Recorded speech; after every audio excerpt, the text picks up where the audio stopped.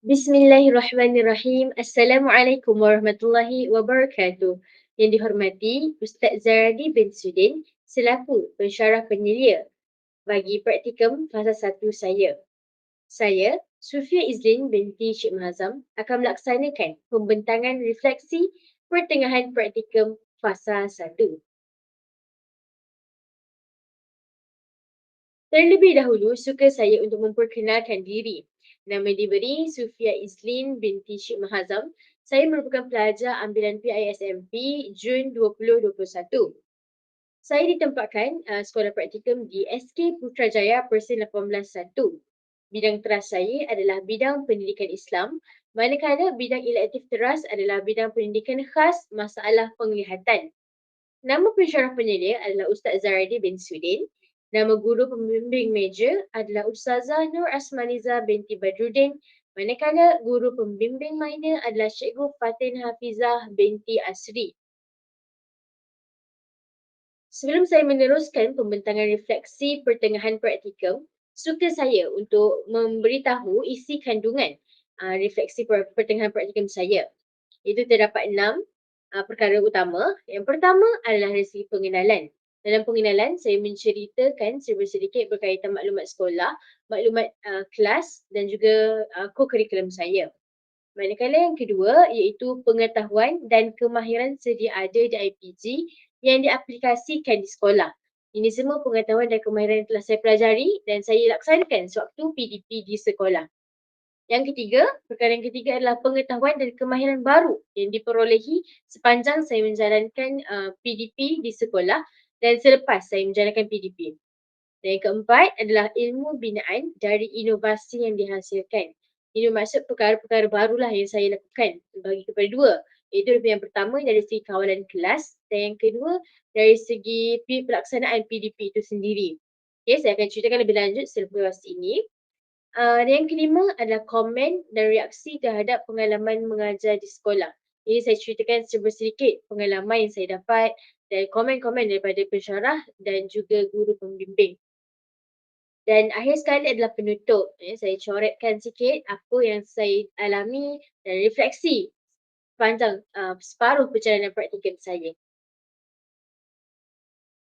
Okey, jadi dalam pengenalan saya akan nyatakan perkara-perkara umum yang perlu diketahui oleh pensyarah penyelia saya.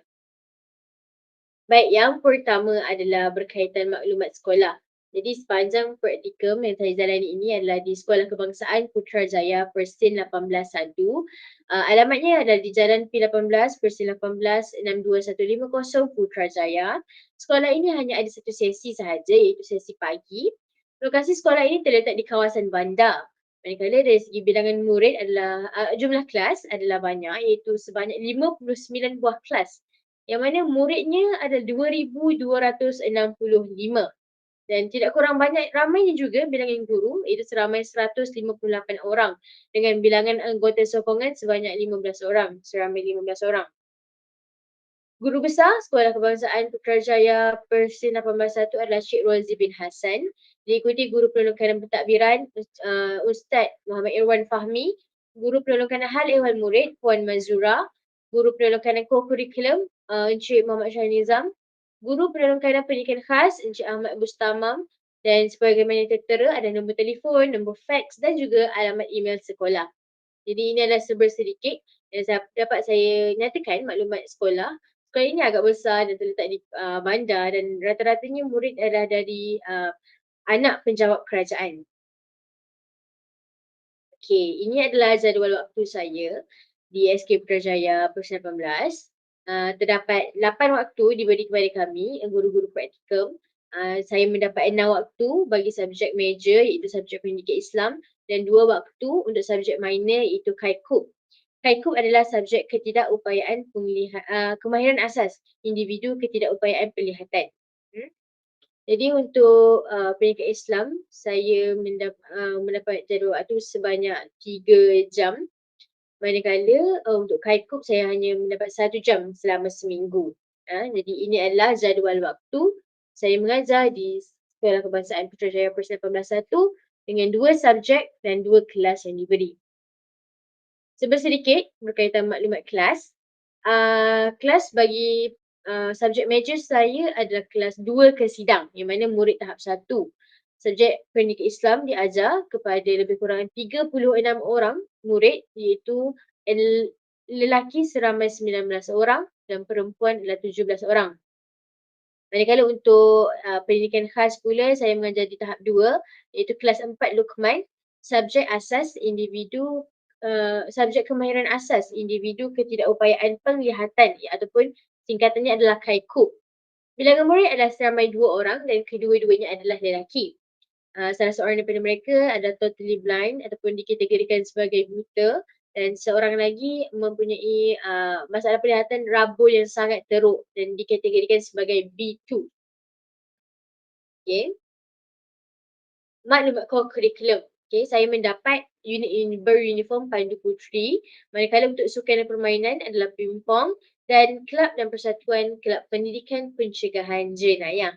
Jadi itu adalah sedikit pengenalan berkaitan info-info saya di sekolah.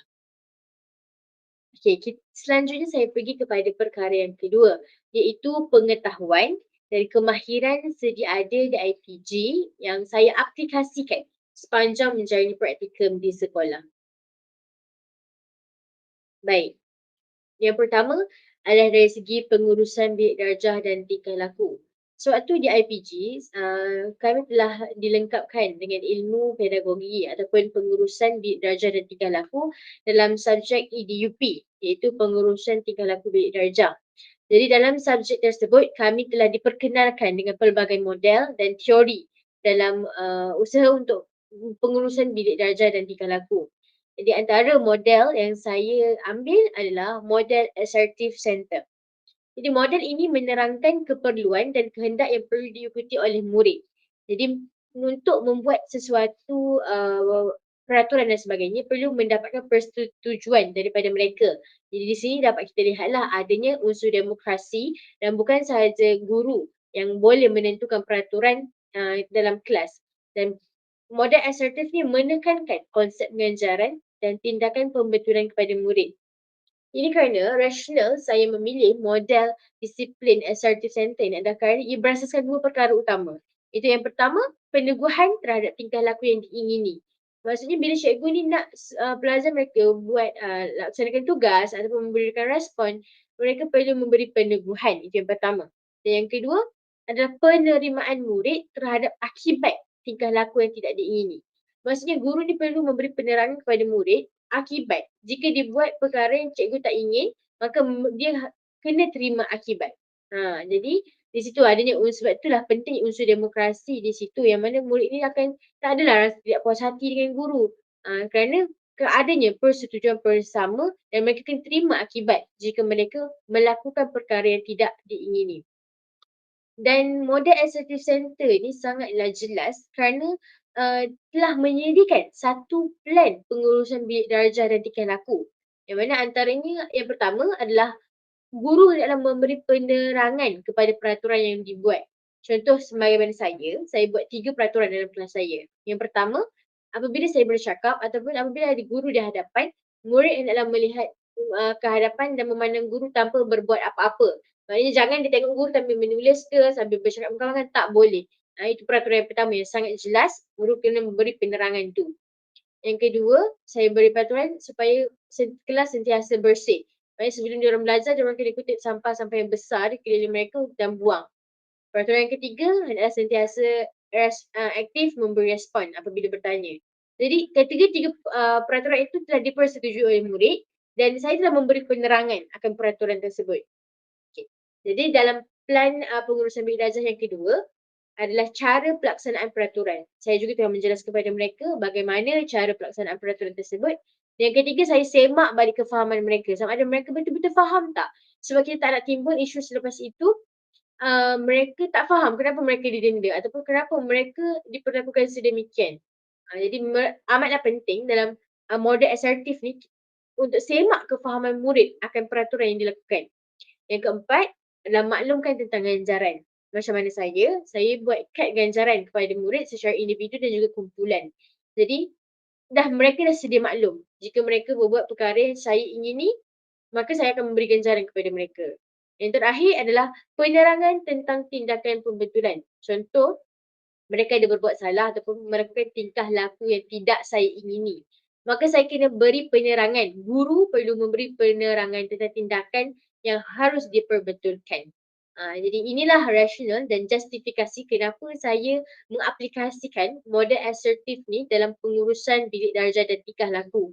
Kerana ia amat jelas memberi keadilan kepada murid dan kepada guru sekali. Kerana guru akan mendapat apa yang guru mahu dan murid juga akan mendapat sekiranya mereka mengikuti apa yang guru inginkan. Begitu. Manakala bagi segi teori pula, saya tertarik dengan teori behaviorisme dan saya aplikasikan dalam kelas saya yang mana menekankan kepada perubahan tingkah laku hasil daripada peneguhan dan maklum balas serta pengajaran. Maksudnya macam ni lah. Apabila ada rangsangan, mereka akan bertindak balas dan akan mendapat peneguhan. Contohnya, mereka terangsang untuk mendapat ganjaran stiker ataupun chop. Maka mereka akan bertindak balas dengan mematuhi arahan yang saya tetapkan. Dan saya akan memberi peneguhan selepas itu. Akan memberi peneguhan positif kepada mereka seperti ganjaran dan pujian tadilah. Jadi, teori behaviorisme ni manusia ni akan melakukan tingkah laku yang dia tertarik untuk mendapat sesuatu selepas itu. Iaitu ganjaran ataupun pujian lah. Dan guru memang perlu memberi peneguhan positif dalam pengurusan bilik darjah dan tingkah laku menurut teori behaviorisme ni. Jadi, perkara ini telah saya pelajari daripada IPG dan telah saya aplikasikan sewaktu menjalankan PDP di sekolah. Baik, seterusnya. Apa yang saya dah tahu dan aplikasikan kemahiran di sekolah adalah dari segi pembinaan RPH dan kemahiran pengajaran mikro. Okey, dalam subjek PRKA 3012 iaitu subjek perancangan, pengajaran dan pembelajaran. Kami telah didedahkan berkaitan pembinaan RPH dan juga kemahiran pengajaran mikro. Okay, dalam pengajaran pembinaan RPH terdapat 19 item utama, seindaksi, langkah 1, 2, 3 dan juga penutup. Amatlah ditekankan dan kami telah mahir dalam membina RPH tersebut. Dan telah saya aplikasikan dan tunjukkan kepada guru pembimbing saya sebab setiap kali PDP dilaksanakan. Baiklah, saya teruskan lagi.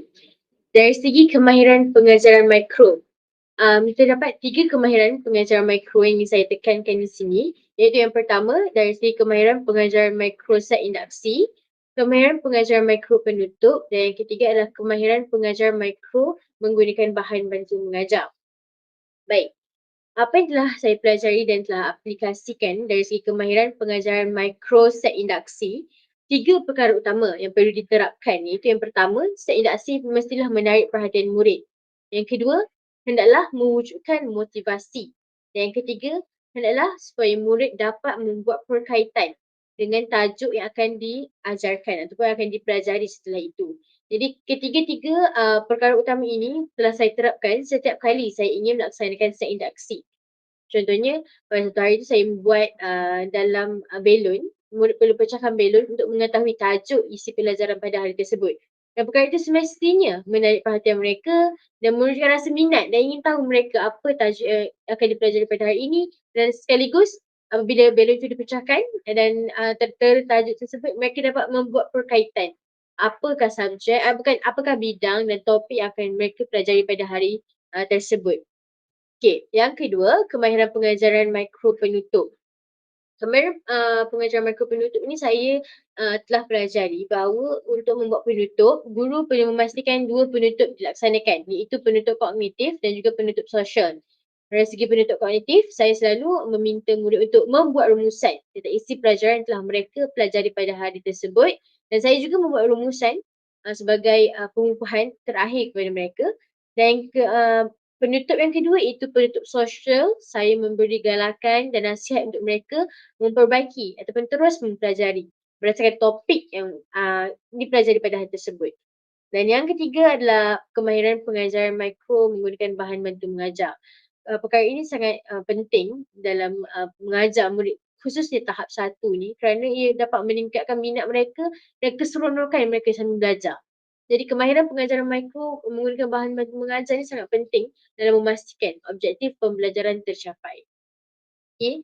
Dan seterusnya adalah apa yang pengetahuan sedia ada dan kemahiran yang saya aplikasikan sewaktu di sekolah dari segi strategi PDP, iaitu pengajaran dan pembelajaran adalah strategi berpusatkan guru, berpusatkan murid dan juga berpusatkan bahan.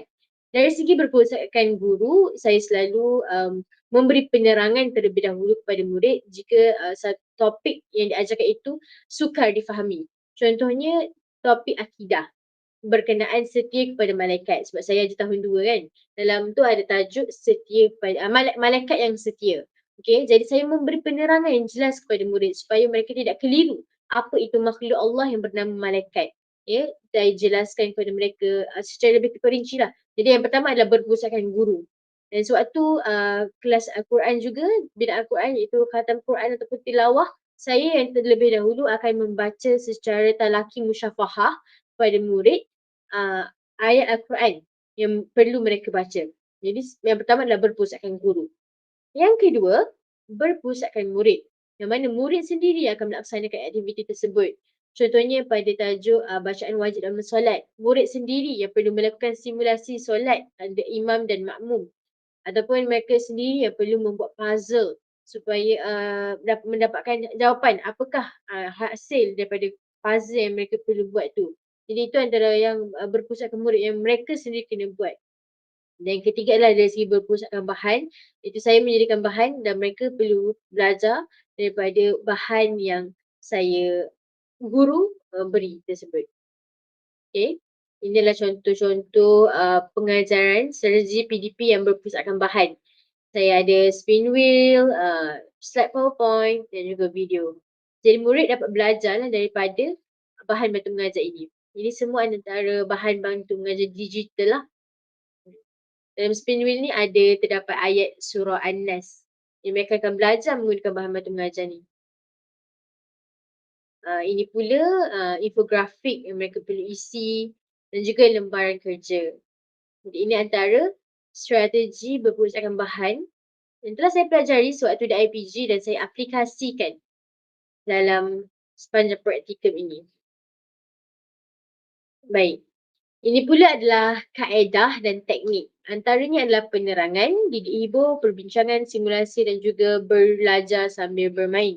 Jadi ini antara kaedah-kaedah dan teknik yang telah saya pelajari di IPG dan saya aplikasikan sepanjang PDP sewaktu praktikum. Jadi kesemua ini antaranya lah, ada lagi kaedah dan teknik yang saya pelajari dan saya aplikasikan. Namun ini antara yang kerap saya lakukan, khususnya belajar sambil bermain. Ini kerana kita tahu murid-murid di tahap 1 ini, khususnya tahun 2 ini, mereka akan bosan jika belajar dengan buku teks sahaja ataupun mendengar penerangan semata, jadi mereka akan bosan. Jadi aktiviti bermain sambil belajar akan meningkatkan semangat mereka, menambahkan keseronokan dalam masa yang sama, memberi kefahaman yang lebih jelas kepada mereka. Jadi kaedah dan teknik ini telah saya aplikasikan sepanjang praktikum. Yang seterusnya dari segi PAK21 iaitu pembelajaran abad ke-21 turut saya aplikasikan berdasarkan apa yang telah saya pelajari. Antaranya adalah membuat peta iting, round table, hot seat, think, pair and share.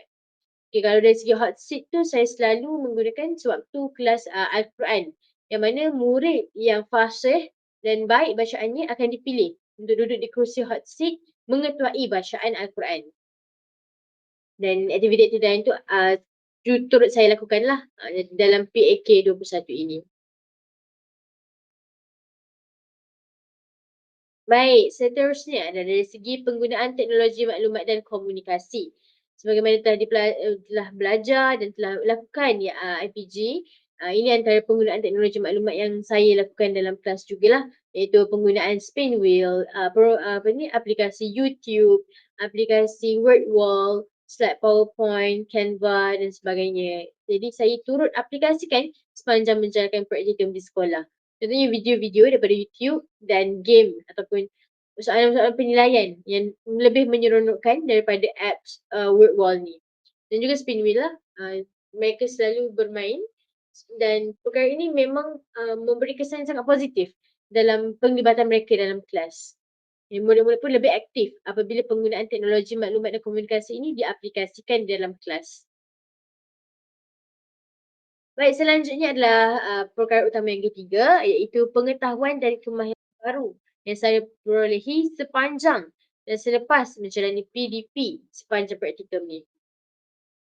Antaranya adalah pengurusan dan komunikasi. Okey, pengurusan dan komunikasi ni adalah dari segi saya sendiri bersama dengan pentadbir, rakan-rakan guru yang lain dan juga warga sekolah.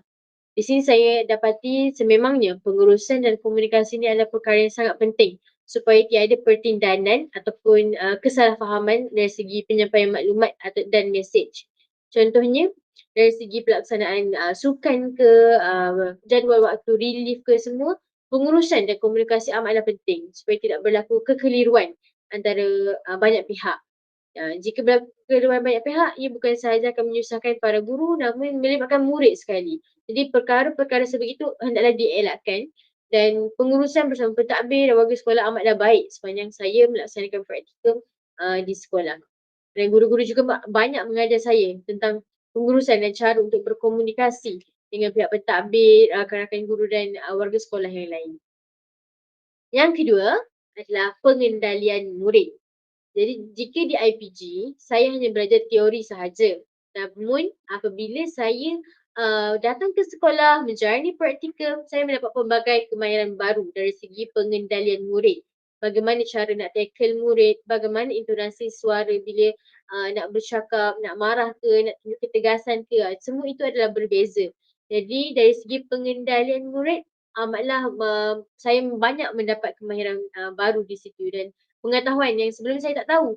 Namun selepas menjalani praktikum saya mendapat ilmu bagaimana untuk mengendalikan murid, khususnya murid pendidikan khas. Kerana ada waktu mereka ada mood mereka yang tersendiri dan ada ketika mereka kurang sihat. Bila murid pendidikan khas ni, bila dia kurang sihat dia jadi double lemah berbanding murid yang normal. Jadi kesemua ini amat penting dan kemahiran baru ini banyak saya pelajari dari segi pengendalian murid. Dan yang ketiga ada dari segi pelaksanaan tugas-tugas guru. Okey, jadi ini pun perkara penting dan kemahiran baru yang saya perolehi. Sebelum ni, ingatkan gurunya hanya mengajar sewaktu PDP saja, namun bukan. Baik, seterusnya kemahiran baru yang saya perolehi sepanjang menjalani praktikum adalah dari segi penulisan jurnal. Ini kerana setiap minggu kami perlu menulis jurnal berdasarkan isu ataupun peristiwa yang perlu difokuskan dan perlu menyelesaikan isu dan masalah tersebut. Contohnya ni, saya ada sertakan gambar. Okey. Jadi dari segi penulisan jurnal, yang pertama kena pasti masalah utama yang perlu difokuskan pada minggu berkenaan. Kemudian saya perlu menganalisis masalah tersebut dan mencadangkan tindakan susulan dan menyatakan tempoh masa tindakan susulan saya menyelesaikan masalah tersebut. Jadi ini juga adalah satu pengalaman yang baru dan kemahiran yang baru saya perolehi sepanjang menjalani praktikum, iaitu penulisan jurnal. Yang kelima, penulisan refleksi selepas PDP. Okey. Contohnya ini. Jadi sebelum ni saya penulisan refleksi selepas PDP saya agak pendek lah. Contohnya saya cakap proses pengajaran dan pembelajaran dapat dilaksanakan dengan lancar, kerjasama yang baik diberikan oleh pelajar, objektif pembelajaran tercapai, murid juga dilihat seronok menggunakan bahan bantu mengajar yang disediakan. Namun telah diperbaiki dan ditambah baik oleh guru pembimbing saya dengan menasihati supaya saya mencari isu dan cara untuk saya atasi masalah atau isu tersebut.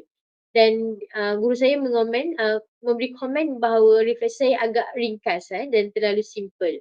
Okey, justru itu saya pun menambah dan memperbaiki penulisan refleksi selepas PDP saya dengan menyatakan isu lah. Contohnya saya tambah lagi. Namun begitu, pada langkah ketiga, murid terlalu teruja sehingga kelas menjadi terbising dan menjadi luar kawalan. Oleh itu, saya perlu bertindak lebih tegas dalam mengawal kelas. Jadi ini pun ilmu dan kemahiran baru yang saya perolehi sepanjang menjalani praktikum, iaitu penulisan refleksi selepas PDP. Dan yang terakhir, kemahiran baru adalah cara pentaksiran bilik darjah. Jadi saya sebelum ini hanya ingat pentaksiran bilik darjah ni hanya dengan memberi lembar kerja. Rupanya tidak. Ia juga boleh secara lisan dengan guru mencatatkan ataupun melalui pemerhatian guru. Contohnya pasal bacaan wajib dalam solat kan. Saya perlu menyediakan satu surah Al-Rahman murid dan membuat tahap 1 hingga 5.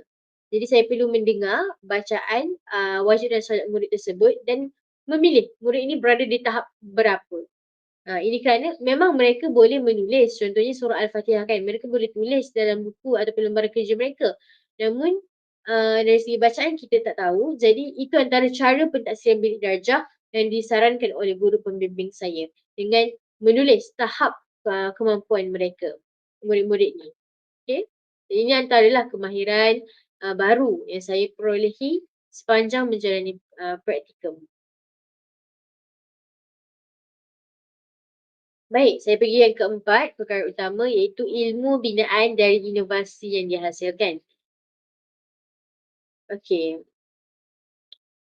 Ilmu binaan ataupun inovasi saya hasilkan adalah terbagi kepada dua, iaitu dari segi kawalan kelas dan juga proses pengajaran dan pembelajaran. Dari segi kawalan kelas, saya telah membuat dua inovasi ataupun ilmu binaan yang baru. Yang pertama adalah energizer, iaitu apabila kelas macam tidak terkawal ataupun murid kelihatan lemah, saya akan cuba menarik perhatian mereka dengan melaungkan macam 2 ke sidang dan mereka akan memberi respon, "InsyaAllah boleh." Macam tu. Jadi kawalan kelas menjadi selalu aktif lah namun masih terkawal dengan adanya energizer yang saya bina ni. Dan yang kedua adalah dengan membuat kad ganjaran. Dengan kad ganjaran ini juga dapat mengawal tingkah laku murid dan juga sewaktu sesi PDP dan juga meningkatkan kemahiran mereka ataupun semakin ingin tahu mereka dan hasil kerja mereka sepanjang PDP dilaksanakan. Jadi kad ganjaran ni jika mereka bertingkah laku baik maka saya akan bagi chalk ataupun stiker. Dengan adanya ilmu dan ilmu binaan daripada inovasi ini, kawalan kelas menjadi lebih baik. Baik, seterusnya dari segi sewaktu PDP dilaksanakan pula, antara masalah ataupun isu yang terhasil adalah murid bosan dengan aktiviti PDP. Okey, contohnya yang ini, sewaktu aktiviti PDP membina ayat dalam tulisan Jawi, mereka bosan jika hanya berpandukan buku teks dan buku kerja sahaja.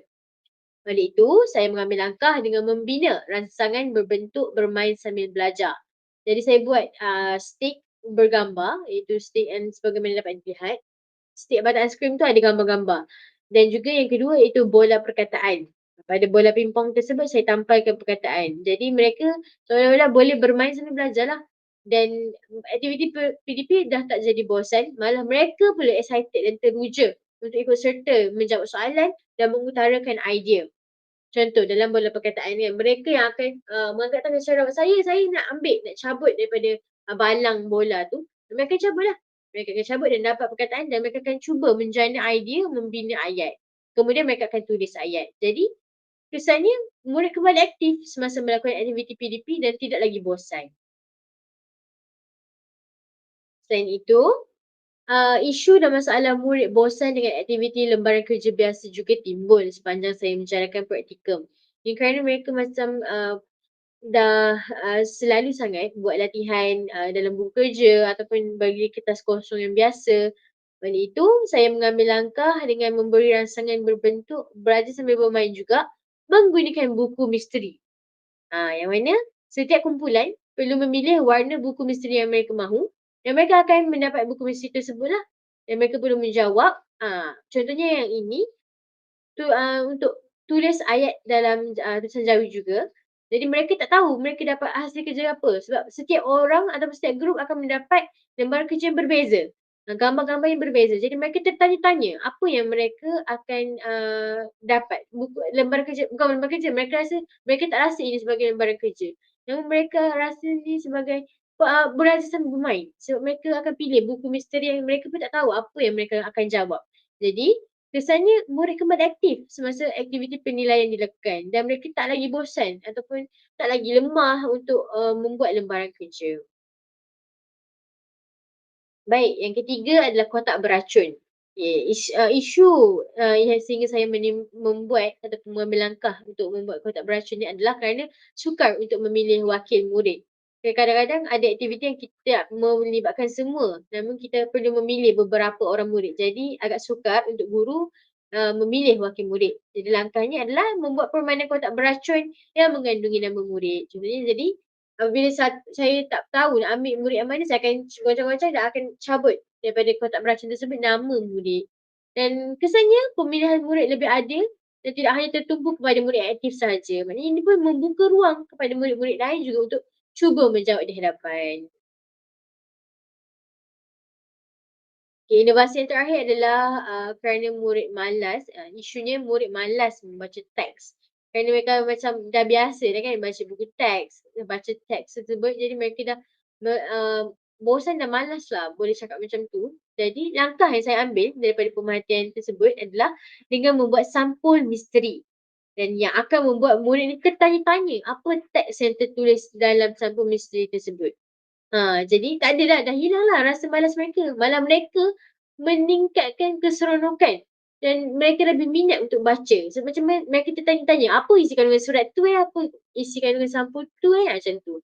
Jadi, objektif tercapai, masalah dapat diselesaikan dan kesan positif, diperolehi. Baik, yang kelima adalah komen dan reaksi terhadap pengalaman mengajar di sekolah. Terdapat banyak pengalaman yang saya perolehi sepanjang menjalani praktikum di Sekolah Kebangsaan Putrajaya Persatuan 18 ni. Namun terlebih dahulu suka saya untuk menunjukkan komen pensyarah penyelia dan juga guru pembimbing setelah saya melaksanakan PDP di hadapan mereka. Contohnya pensyarah saya telah memberi ulasan bahawa aktiviti yang saya laksanakan adalah menarik, pelajar juga aktif dan kawalan kelas saya adalah baik. Okey, yang kedua pula daripada guru pembimbing, beliau mengatakan, "Tahniah, guru berjaya mengawal kelas dengan baik. Aktiviti yang dilakukan dapat menarik minat murid dan keseluruhan objektif yang dirancang dapat tercapai. Dan teruskan usaha." Jadi ini antara komen dan reaksi daripada pensyarah lah dan guru pembimbing. Ini pula dari sudut pandang saya ni, iaitu berdasarkan komen dan reaksi yang saya telah jalani praktikum selama separuh perjalanan ni, tindakan susulan yang perlu saya ambil adalah dari segi pengurusan masa, kawalan kelas serta ilmu pedagogi. Ini kerana sebagaimana yang kita tahu, sepanjang menjalani praktikum ni terlalu banyak dan padat kerja yang perlu dilakukan.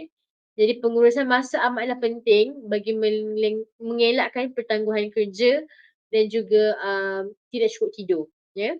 Jadi kalau saya dapat rancang tersusun masa dengan baik, apa yang saya perlu buat dekat sekolah, saya perlu list down dan saya perlu selesaikan yang mana lebih utama, maka masalah pengurusan masa ataupun tertangguh kerja, tak lupa buat kerja ataupun tak cukup tidur, tak cukup rehat tidak akan timbul.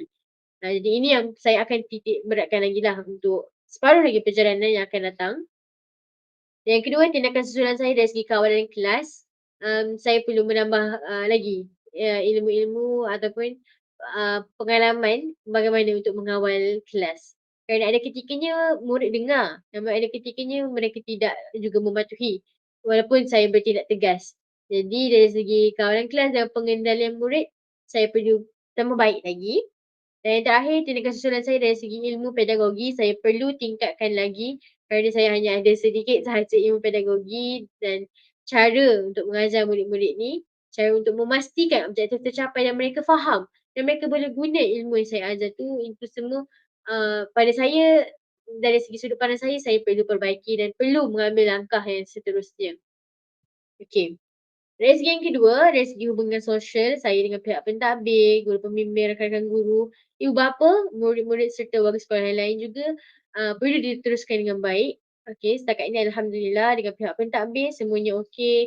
Pentadbir memberi kerjasama dan memudahkan urusan kami, guru-guru praktikum. Dengan guru pembimbing juga saya telah menunjukkan hubungan yang baiklah, walaupun tidak terlalu akrab, namun alhamdulillah, kami boleh bukan sekadar berbincang hal-hal, praktikum, namun di luar hal praktikum juga saya ada bertanyakan kepada beliau dan beliau juga tidak lokek untuk berkongsi ilmu dan pengalaman beliau dengan bersama guru.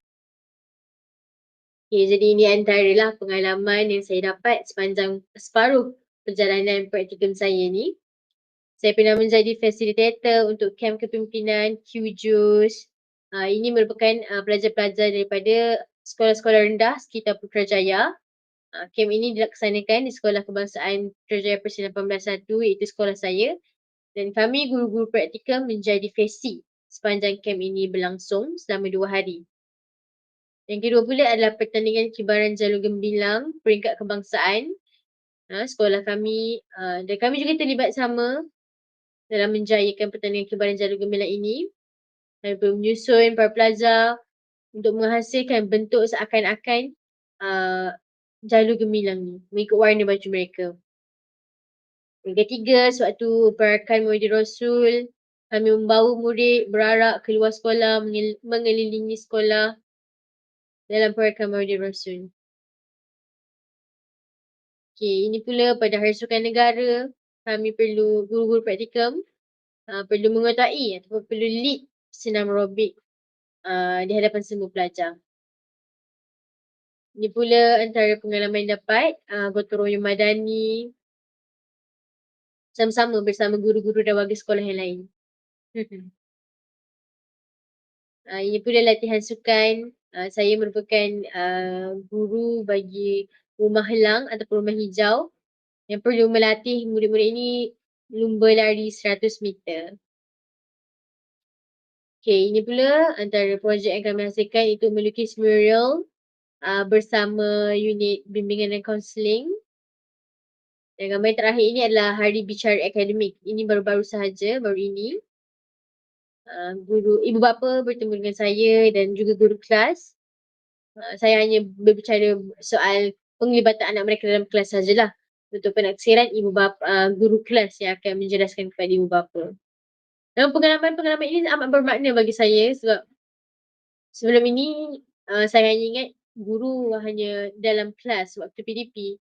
Namun apabila saya berada betul-betul di kedudukan guru, rupanya bukan sekadar itu, namun lebih. Aktiviti luar darjah juga perlu saya terlibat. Namanya amat menyeronokkan. Seperti latihan sukan kan, memang guru akan terlibat kan. Macam tu. Baik, dari segi penutup pula. Okey. Jadi sepanjang 7 minggu saya di sekolah ni, saya telah mengetahui pelbagai ilmu baru dan realiti seorang guru yang sebenar di sekolah. Menjadi seorang guru ini bukanlah semudah teori yang saya pelajari, namun lebih sukar daripada itu apabila saya lakukan secara praktikal. Tambah lagi beberapa tugas diberikan yang merupakan luar daripada waktu PDP, meningkatkan kemahiran sosial saya dengan warga sekolah. Itu memang saya tak nafikan.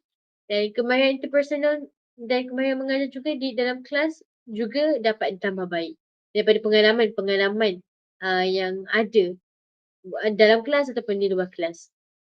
Dan apa yang saya katakan, menjadi seorang guru ni melatih saya menjadi lebih kreatif dan menyedarkan saya akan pentingnya ilmu berkaitan dengan pedagogi dan juga ilmu-ilmu sampingan yang lain. Dan saya sedar akan kekurangan yang perlu saya tambah baik dan amatlah besar harapan saya agar 5 minggu yang berbaki ni saya dapat gunakan sebaik mungkin dengan mengutip mutiara-mutiara ilmu daripada pensyarah dan guru-guru di sekolah. Saya rasa sekian sahaja daripada saya. Sekian, terima kasih.